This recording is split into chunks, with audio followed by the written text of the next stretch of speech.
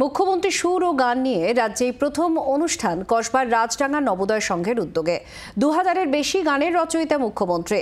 আগামী দিনে এমন অনুষ্ঠান আরো ব্যাপকভাবে করা হবে বলে জানিয়েছেন উদ্যোক্তারা। 2011-র পর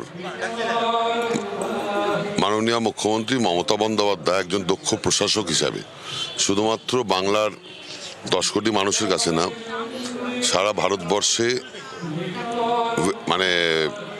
মারাত্মকভাবে অ্যাকসেপ্টেড এবং সমাদৃত, বিশ্বে ওনার নাম রয়েছে।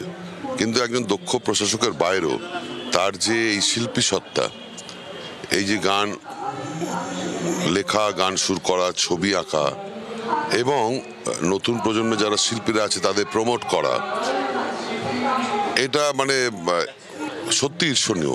মাননীয় মুখ্যমন্ত্রী মমতা বন্দ্যোপাধ্যায়কে উনি যদি রাজনীতিতে নাও আসতেন, তাহলেও একজন শিল্পী হিসাবে বাংলার মানুষ তাকে মনে রাখতেন।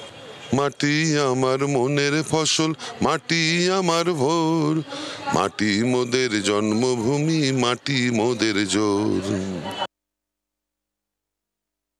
মুখ্যমন্ত্রীকে সাংগঠনিক তার দিকটা দেখেছি, বাংলার মানুষ দেখেছে, ভারতবর্ষের মানুষ দেখেছে, তার রাজনৈতিক রূপ আমরা দেখেছি, কিন্তু তিনি যে কত বড় শিল্পী সেটা আমরা সরকারি অনুষ্ঠানগুলোতে দুটো একটা গানের মাধ্যমে জানতে পেরেছিলাম। কিন্তু অনেকেই জানে না যে প্রায় 1000-2 গানের সঙ্গে মুখ্যমন্ত্রী যুক্ত, কোনোটায় সুর দিয়েছেন, কোনোটায় কথা দিয়েছেন। তা আমাদের একটা লক্ষ্যই ছিল যে মুখ্যমন্ত্রীর এই গানগুলোকে মানুষের সামনে নিয়ে আসব। তাই রাজডাঙ্গা পিঠেপুলি উৎসবের প্রথম দিন আমরা মমতা বন্দ্যোপাধ্যায় শিল্পী সত্তাকে সম্মান জানাচ্ছি এই মঞ্চর থেকে। তিনি যে গানগুলো গেয়েছেন সব গান তো একসঙ্গে সম্ভব না, আমরা সেখান থেকে প্রায় 32টা মতো গান বেছে নিয়ে আজকে দিনটা তাকে সম্মান জানাচ্ছি, তার উদ্দেশ্যে আমরা ডেডিকেট করেছি। বাংলার আওয়াজ, বাঙালির আবেগ, জি 24 ঘন্টা।